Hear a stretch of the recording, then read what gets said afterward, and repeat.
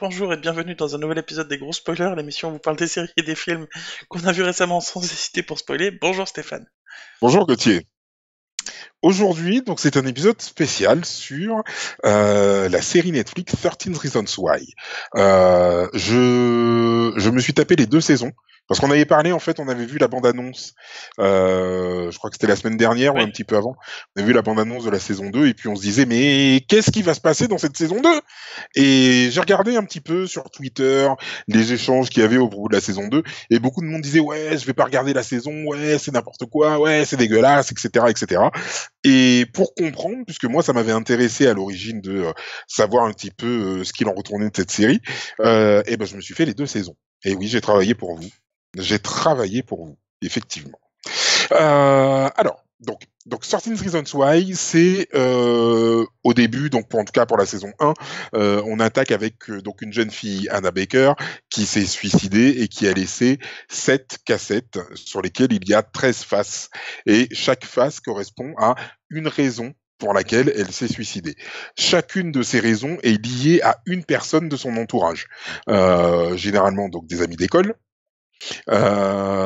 et donc ces cassettes sont laissées à une tierce personne qui s'appelle Tony, et ce Tony est chargé d'ensuite de faire passer les cassettes, en tout cas le lot de cassettes, à chaque personne qui apparaît dans chacune des faces. Donc nous, on va suivre le jeune homme qui s'appelle Clay Jensen, qui est amoureux de Hannah, qui rêve de pouvoir sortir avec elle, etc., etc. Pour lui, elle est parfaite et tout, patati patata. Et donc on va le suivre au fur et à mesure qu'il va écouter les différentes faces et qu'il va se rendre compte un petit peu donc de tout ce qui s'est passé, que lui n'avait peut-être pas forcément conscience. Il n'avait peut-être pas forcément conscience de tout ce qui se passait autour de lui et de certaines réactions qu'il a eues par rapport à Anna, qui ont peut-être amené effectivement à son suicide. Et pourquoi est-ce qu'elle s'est suicidée? Et on comprendra ça au fur et à mesure. Donc au début de chaque épisode, tu as un petit disclaimer pour te dire attention, violence graphique, ça parle de viol, d'alcool, etc., etc.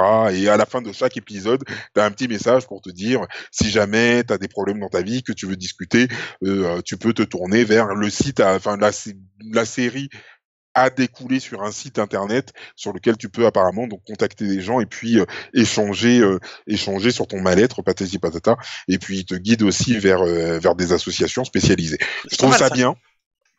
Je trouve ça très bien parce que la série en elle-même, d'un point de vue visuel, c'est On part de la saison 1 là. hyper. Ouais, on parle de la saison 1. C'est hyper réaliste et tu vis en fait le truc avec donc le personnage principal, Clé. Ah, le personnage clé. Pardon. Et donc tu suis ça avec lui et tu découvres donc tout ce qui s'est passé, tous les gens qui ont été pas très sympathiques avec elle, les ragots qui ont pu courir autour d'elle sur l'école, etc., etc., les expériences qu'elle a eues avec les différentes personnes. C'est plutôt bien construit. Moi, j'ai été assez surpris parce que je pensais que Clé était en fait un ami vers lequel elle s'était tournée et à qui elle avait remis ces cassettes-là justement. Donc Ah oui, non, c'est pas lui du coup, c'est un avant de dessinateur. faire cet acte-là. Mais voilà, mais lui-même fait partie des, des 13 raisons pour lesquelles elle s'est suicidée. Bon, on apprendra que il en fait partie, mais parce qu'il est exceptionnel, enfin parce qu'il est gentil, prévenant, patati patata, mais qu'à certains moments, ben il n'a pas été là pour elle et que ben malheureusement, ben ça a aussi joué Mm. beaucoup sur le moral du personnage principal. En fond, on a aussi les parents. Donc tu vas voir tous les parents, les relations des enfants avec les parents. D'ailleurs, moi, ça m'a un petit peu inquiétant. Ça m'a un petit peu inquiété parce que moi, ma scolarité, enfin, c'est pas du tout passé comme ça. Bon, en même temps, j'ai pas fait ma scolarité aux États-Unis, mais ma scolarité a été normale, j'ai envie de dire. Alors que là, je vois tous les ragots, tous les trucs et tout. Enfin, j'ai été très choqué par rapport à ça. Bah, après, il y en a, hein. Mais par contre, certainement, hein, très très certainement, très très certainement. Mais j'ai trouvé ça hyper juste. Cette saison 1, je l'ai trouvé vraiment bien, vraiment vraiment bien. C'est bien joué, c'est bien construit. Il y a des rebondissements, oui, mais c'est vraiment hyper bien foutu. Et puis la série se termine. Ben tout le monde est au courant de tout le monde sait ce qui s'est passé, etc., etc. Parce Donc qu'il y a tu eu te le dis, ben, lycée donc ça va. aussi qui est.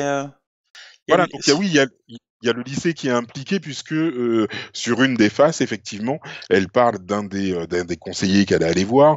On apprend qu'elle avait écrit un poème qui était très très sombre, que le poème a été étudié en classe. On savait que c'était un élève qui l'avait écrit, mais que malgré tout, enfin, il y a eu aucune recherche pour savoir quel était cet élève, qui se sentait peut-être pas très bien, etc. Enfin, il y a absolument rien eu. Et ça aussi, ça m'a fait peur de me dire que l'école est complètement détachée du truc, quoi. Dans les toilettes, t'as des insultes horribles qui sont écrites sur les murs et les mecs découvrent ça du jour au lendemain, ils se disent ah ouais quand même il y a des trucs qui sont écrits qui sont horribles. Bah oui non mais les gars quand même quoi, enfin je comprends pas que ça ait pas été vu avant. C'est Ouais. Moi, je pense pas que ce soit si mais simple, le mais. truc c'est que je suis certain que dans les écoles ça se passe comme ça. Je veux dire oui c'est romancé mais je suis certain que dans les écoles ça va se passer de la même manière dans le sens où bah ouais, ils peuvent pas être au four et au moulin entre guillemets et que ouais ben si dans les chiottes il y a écrit le numéro d'une fille avec elle fait ça ça ça ça ça ouais ben les mecs ils l'ont pas forcément vu quoi et ils peuvent pas non plus inspecter chaque chiotte toutes les 30 secondes. Je suis parfaitement d'accord. Je suis parfaitement d'accord. Mais surtout, elle est allée Euh, voir un mec, non? Elle oui, est- elle est allée voir le responsable, le CPE entre guillemets. Elle lui a expliqué plus ou moins, sans trop rentrer dans les détails non plus. Et lui, il voulait des faits, vraiment, il- je peux le comprendre, le gars, enfin, tu viens le voir et tu lui dis, ouais, il s'est passé ça, il s'est passé ça. Mais bon, en même temps, il n'est pas allé chercher plus loin. Il n'est pas allé chercher beaucoup plus loin que de savoir qui avait fait ça, qui a fait ça, voilà. Il voulait absolument avoir quelqu'un, ce qui est un petit peu dommage aussi. Maintenant, je trouve que ça a vraiment été bien fait, on voit toujours Anna puisque Anna échange entre guillemets avec Clé, qui est qui a eu des petits soucis d'anxiété, etc., etc. Donc qui est surprotégé par ses parents et malgré tout, il converse avec Anna. Enfin, il a l'impression de la voir et donc d'échanger avec elle sur ce qui se passe. Et sur ce qu'il découvre au fur et à mesure et puis il se rend compte que tout le monde enfin que beaucoup enfin que les 10 personnes avant lui ont écouté les cassettes et donc ils savent exactement tout ce qu'il y a dedans et donc ils savent aussi la partie qui le concerne lui mais que personne ne veut lui en parler jusqu'à ce qu'il en arrive à ce moment-là et puis il s'effondre quand il découvre un petit peu tout ce qui s'est passé et il découvre aussi que la vérité d'Anna n'est pas forcément la vérité telle qu'elle s'est passée puisque enfin c'est surtout comment elle a vécu les choses, Bah oui, c'est vraiment forcément. montré de son point de vue à elle. Donc fatalement, lui, de son point de vue, il y a des choses pour lesquelles il trouve non mais non, c'est injuste, c'est pas vrai, ça s'est pas passé comme ça. Mais oui, mais elle l'a ressenti comme ça. C'est vraiment beaucoup sur le ressenti en fait, sur le ressenti sur ce que ressentent les gens Mm. au plus profond d'eux. Et je trouve vraiment que c'est super bien fait de ce point de vue-là. Et donc la série se termine. Bon ben voilà, donc pour moi, il n'y avait pas forcément de raison de faire une saison 2, honnêtement. Il y a la saison 2 qui est sortie donc la semaine dernière que j'ai regardé aussi et Elle est pas bien? force force est de constater qu'elle est moins bien que la saison 1. Elle est moins bien que la saison 1 puisque là en fait on va se borner en fait à un procès. C'est Le du lycée, du procès coup? entre voilà, le procès entre les parents d'Anna et le lycée. Voilà. Et en fait, donc les cassettes ont été amenées à la police. La police n'en a rien fait parce que ben c'est pas recevable à leurs yeux. D'autant que Clé, lorsque il va voir une des dernières personnes qui apparemment a violé pas mal de filles, il y va, mais il y va pour le prétexte de lui acheter de la drogue. C'est le moyen qu'il trouve en fait pour pouvoir l'approcher. Et le truc c'est que tu entends tout sur la cassette, donc fatalement ça discrédite un peu tout le travail qu'a Ah, fait parce Clé, qu'il s'est malheureusement, enregistré lui-même, c'est ça? parce qu'il s'est enregistré lui-même. Ouais, ouais, ouais. Donc voilà. Et en fait, tu vas revivre la saison 1 à travers les témoignages de chacun des personnages. Alors, ce qu'il y a d'intéressant, c'est que tu as le ressenti de chacun. un petit peu comme tu avais le ressenti de Anna sur les différentes faces. Là, tu vas avoir le ressenti de chacun par rapport à comment s'est passée leur relation avec Anna. Hmm. C'est intéressant de ce point de vue-là. Maintenant, tu apprends beaucoup de choses sur Anna. Alors, ce qu'il y a, c'est que dans toute la saison 1, tu apprends à l'aimer, à l'apprécier, à la comprendre, à te mettre à sa place et à te dire purée la pauvre franchement quoi. Oh, mais tout ce qu'elle a pris quoi, mais c'est horrible ce qui a été fait et tout. Et voilà et puis ben t'as vraiment l'impression que la saison 2 de elle commence à démonter un peu le personnage d'Anna en te disant oui d'accord mais attention elle s'est droguée avec lui, attention elle est sortie avec lui, attention parce qu'elle a allumé lui, voilà et donc je sais je comprends, j'ai pas vraiment compris l'approche de cette saison 2. Disons que l'approche d'avoir le ressenti de chacun était bien, mais j'ai trouvé que on a un petit peu piétiné le personnage d'Anna. D'un Et j'ai trouvé ça un petit peu dommage. d'un autre côté, est-ce que c'est pas intéressant d'avoir justement le point de vue extérieur et de dire ouais c'est facile d'accuser tout le monde quand alors oui elle se sent mal, ok elle a mal vécu tout et ça l'a amené à se suicider, mais moi j'ai pas vu la série hein, donc je sais pas mais ok donc ça l'a amené à se suicider et elle a vraiment ressenti mal tout ce qui s'est passé etc. Mais d'un autre côté est-ce que elle a pas été elle-même responsable de certaines choses, tu vois. Alors oui, Certaine chose, d'une certaine alors manière. C'est-à-dire que elle aurait peut-être pas dû faire ceci ou c'est facile de prendre mal une autre situation alors qu'elle aurait pu step up, elle aurait pu, tu vois. oui, alors elle a joué Est-ce- effectivement avec le feu dans certaines situations. Attends, Effectivement, je suis pas en train effectivement. je suis pas en train de critiquer ce qu'elle a fait tout ça, mais Ah non non, peut-être que mais du pas coup c'est intéressant d'avoir le point de vue des autres en disant mais ok mais c'est pas si simple quoi. oui, oui, mais complètement, complètement. Oui, mais alors le point de vue des autres est bien, mais je trouve que visuellement, c'est peut-être aller un petit peu trop loin à certains moments. Euh, je trouvais un certain malaise dans certaines scènes, en fait, graphiquement. Je trouve que c'est allé un petit peu loin. Comme C'est quoi. devenu gore. C'est devenu vraiment gore, en fait. Je trouve Gore. la saison 2, je la trouve vraiment gore par rapport Et qu'est-ce que t'appelles par gore? rapport aux autres saisons. Gore, c'est violent, violent dans les paroles, violent dans les attitudes. Enfin, il y a de tout, hein. Il y a vraiment de tout. Il y a du sexe à outrance, de tout. Et c'est, au bout d'un moment, à ingurgiter. Alors, c'est peut-être aussi parce que je me suis envoyé les saisons de façon un petit peu Ouais, mécanique. t'as mis une Mais semaine pour regarder 2 saisons, si ouais. ouais, voilà, c'est sûr. Donc c'est vrai que j'ai un peu fait ça de façon un petit peu mécanique. Maintenant, ouais, je trouve que c'était un petit peu trop. C'était un petit peu trop de tout vraiment. Et ce procès qui dure, puisque chaque épisode, en fait, ça va être chaque personne qui va témoigner. Un petit peu comme pour les cassettes, le principe est resté un petit peu le même de ce point de vue-là. Et puis là, c'est plus des cassettes, mais des polaroïdes de certaines jeunes filles dans des situations compliquées avec un personnage en particulier. Des Bon, je vais pas Polaroid. non plus trop rentrer, ouais, je vais pas trop rentrer dans le détail, non plus trop spoiler gratuitement, mais voilà, il y a un personnage qui est accusé de viol et en fait, on se rend compte que ce mec-là, en fait, il aime ça.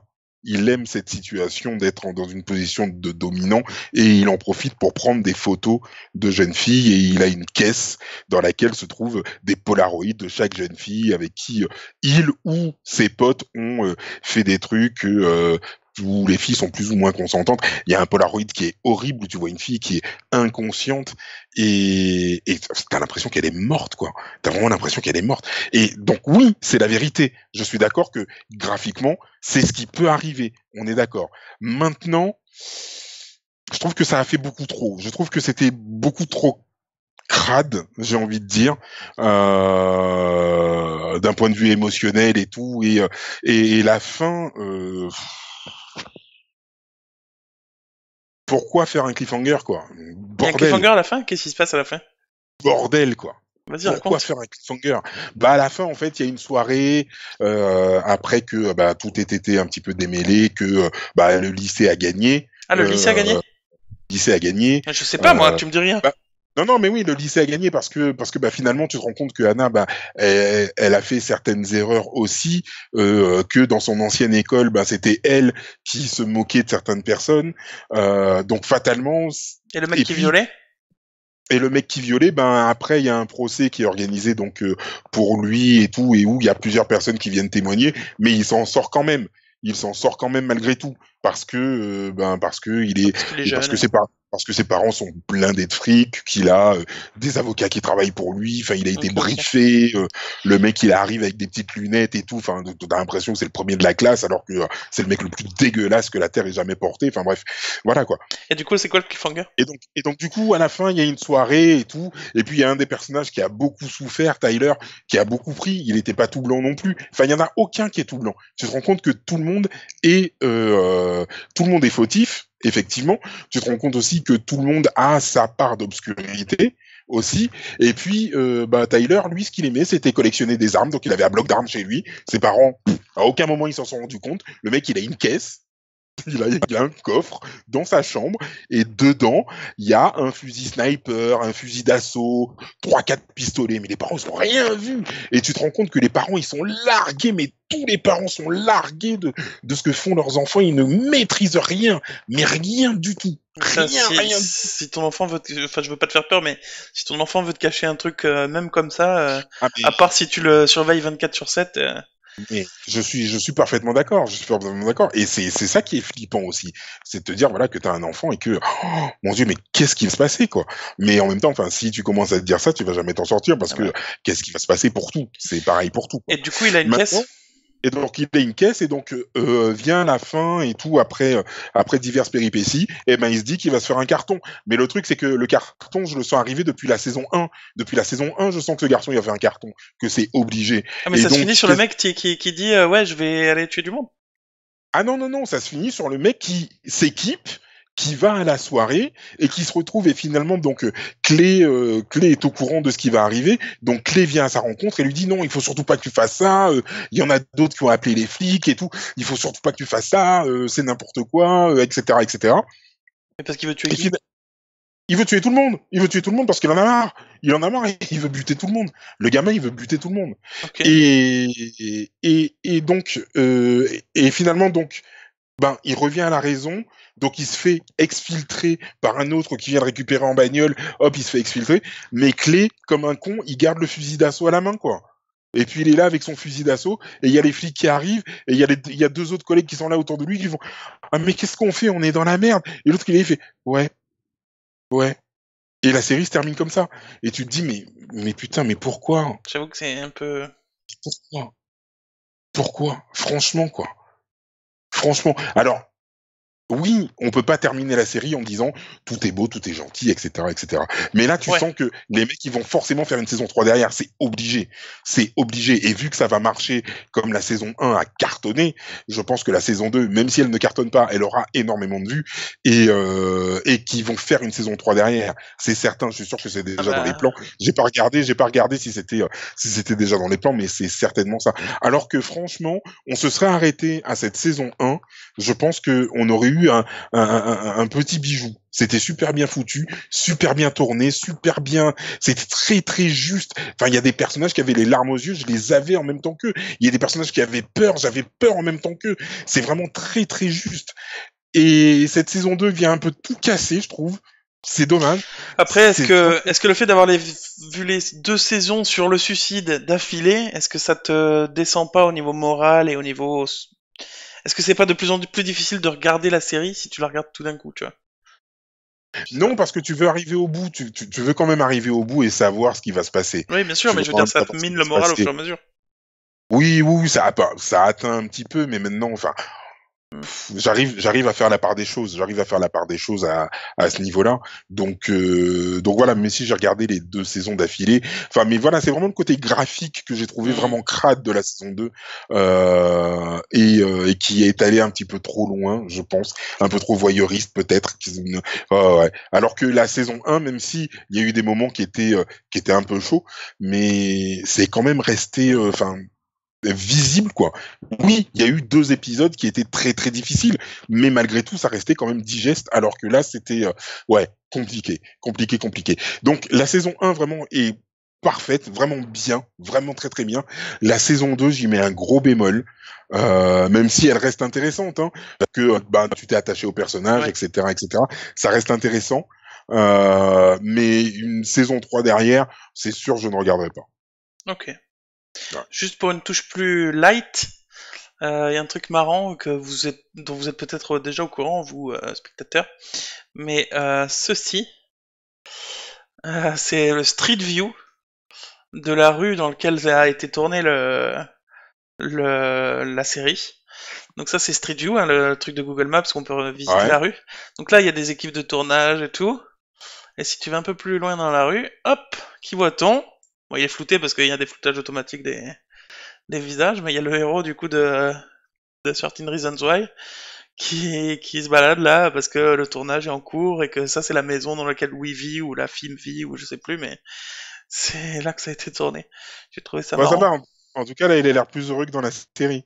Ouais, bah ouais, et en même temps il a vu la maison passer, il s'est dit ouh, je vais faire un petit coucou et j'ai trouvé ça marrant. C'est cool. Voilà, c'était l'année dernière déjà, mais c'était marrant de voir ça quoi. Merde, je l'ai perdu. Peu importe. Donc voilà, c'était le petit clin d'œil sur la touche plus light. Oui, pour apporter un petit peu de douceur dans ce monde de brut. Ouais, on va dire ça. Hop. En tout cas, n'hésitez surtout pas à commenter et à me dire ce que vous avez pensé de la saison 2 et de la saison 1 aussi, je prends. Et puis à savoir si vous seriez intéressé par une éventuelle saison 3. Moi, j'avoue que là, en l'état actuel des choses, je vais m'arrêter là.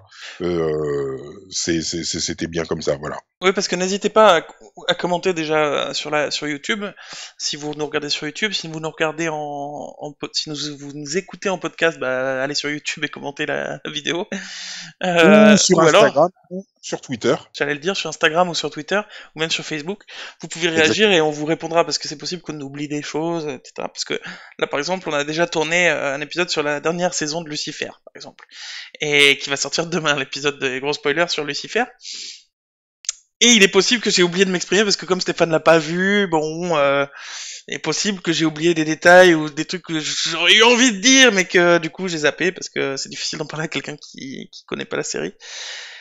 N'hésitez pas à aller sur Twitter, sur YouTube où vous voulez pour faire des commentaires, pour discuter et qu'on en parle parce que moi j'ai envie d'en parler à quelqu'un. Enfin, vous verrez demain. Voilà. Donc n'hésitez pas. Tous les liens sont dans les notes de l'émission. Exactement. On va vous retrouver du coup Exactement. demain pour un épisode sur Lucifer C'est parce qu'on a ça. des gros spoilers Et qu'on aime ça. et qu'on aime ça. Ouais. Même quand la saison 2 est pas top. Même quand la saison 2 est pas top.